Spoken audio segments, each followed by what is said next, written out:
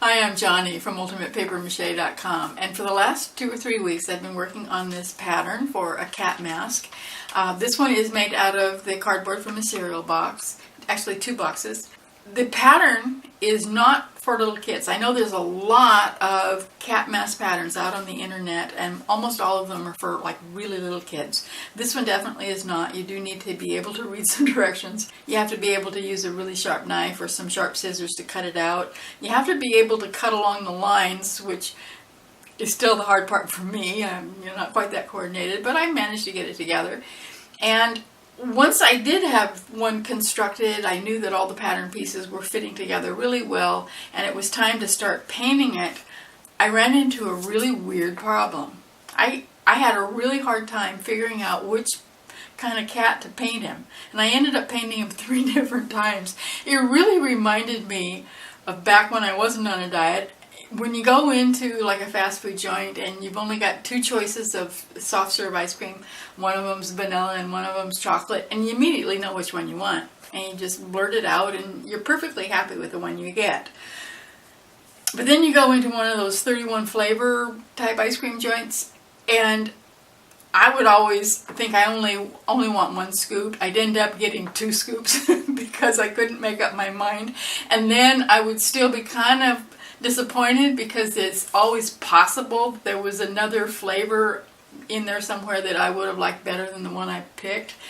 Psychologists actually have a word for that. It's called the choice paradox, and that's what I was running into big time when I tried to figure out what I was going to do with this mask. Now, before I show you what I actually ended up doing, let me tell you just one more thing about the mask. I did use paper strips and paste on this one instead of a really thin layer of paper mache clay like I did on the lion. And I found that I wasn't really all that comfortable with the traditional paper mache texture, the little lines and the little bumps. And I could have covered it with the heavy-duty gesso like I did for the wolf and just made some nice fur on there. But I decided that this time I wanted it smoother, and so I tried something that I honestly didn't think would work because it's flexible. This is, like I said, cereal box cardboard, and I thought it would be too flexible for me to be able to use just plain old drywall joint compound on top of it. I did it. I let it dry. I took it outside, put on a mask, and sanded it. You definitely want to do that outside because the dust gets everywhere if you don't. And it didn't crack, which I really expected it to do. So that's going to be my go-to method from now on. I'm also going to be using the cereal box cardboard from now on. It's surprisingly strong. When you have a layer of paper mache on both the inside and the outside, it's really nice, strong mask and really light. But let me show you what I actually ended up doing as far as the painting goes on my cat mask. The first one that I started out with was a black cat with blue eyes. Most of the ones you see out on Google image search are photoshopped, but there really are black cats with blue eyes, and they're extremely rare, and I thought that the combination would be really striking. I got it about halfway done. I got enough of the blue on there to kind of give me an idea of what it was going to be like, and I realized that the combination for especially Halloween mask, orange eyes, the color of pumpkin, would actually be more vibrant than the blue against the black. But I didn't want to make a cat with orange eyes because I've already got another pattern started. It's a different kind of animal that has to have orange eyes, and I didn't want 2 masks hanging behind me staring at the back of my head with orange eyes. So I kind of nixed that idea. I spray painted it with my white primer again, and I started over with this fellow, which I think is really cool. He's got these asymmetrical spots on him, and I went to a lot of trouble to make really fine fur marks with different colors of gray, so it had a little bit more lively look to it. I like the way it came out, especially with those really bright yellow eyes.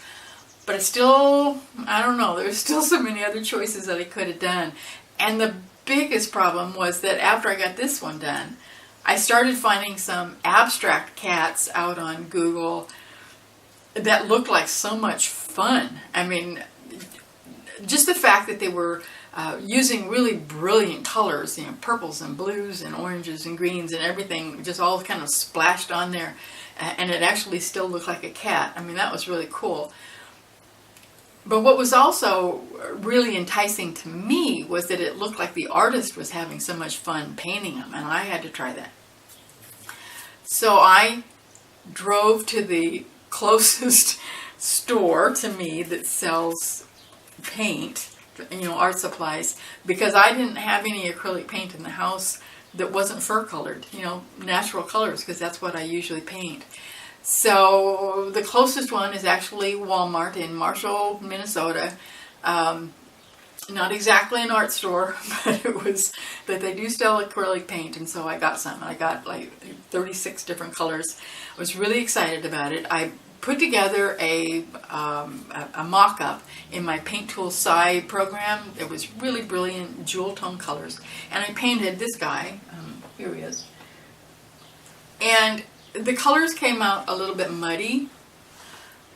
I think it was a combination of problems with both the fact that I don't use color very often, and the fact that the paint wasn't all that good.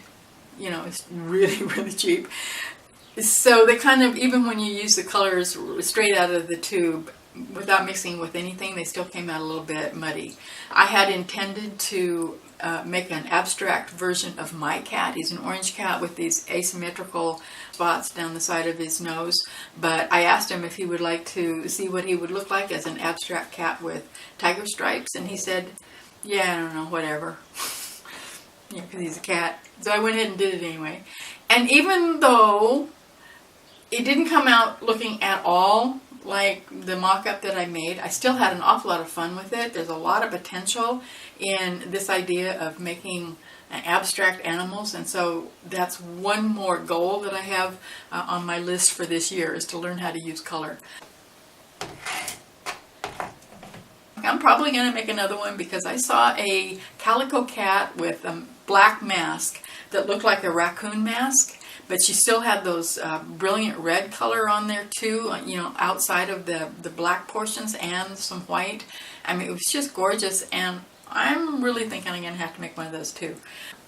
If you would like to make 1 or 5 cat masks using my pattern, you can do that. I've uploaded the pattern to my website at ultimatepapermache.com/catmask. There's a small charge for it. You can download it to your computer, print it out. I used full sheet labels to print on this time, just because it's so much faster than using a glue stick to put the pattern onto the cardboard. I did not try this with corrugated cardboard, so really stick with the cereal boxes this time. It makes a really strong, surprisingly strong mask.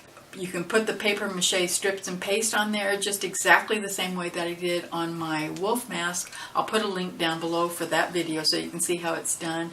Or you can use the paper mache clay recipe like I did for this one, and I'll put a link down below for the video. I know this is silly, but there's a video that I did showing you how to make a paper thin layer of paper mache clay over a blue Egyptian hippo.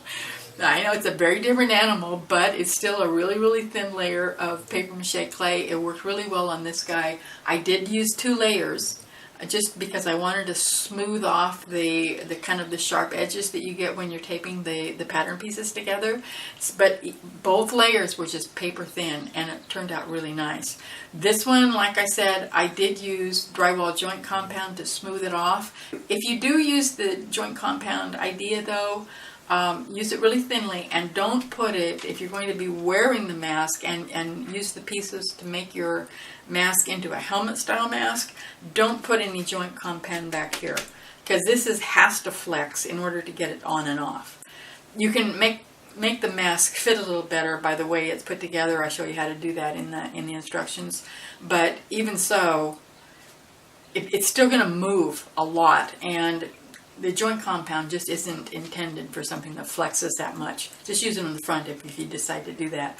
Or you can use the acrylic gesso on the whole thing, because that works just fine too. So go check out the pattern now. It's at ultimatepapermache.com/catmask, like I said. And if you make one, please come back to Ultimate Paper Mache and show it off in the comment area. You can upload a photograph out there on any page. I know that I would love to see how it turns out, and I've got a couple thousand people every day coming to the blog, and they would like to see it too. So come on and show it off. We really want to see how these turn out. Every single one of them is going to turn out differently, and if you can make just one, I'm going to be really surprised. And I also hope that you'll drop by the Daily Sculptors page just to say hi. I'll see you there. Thanks for watching.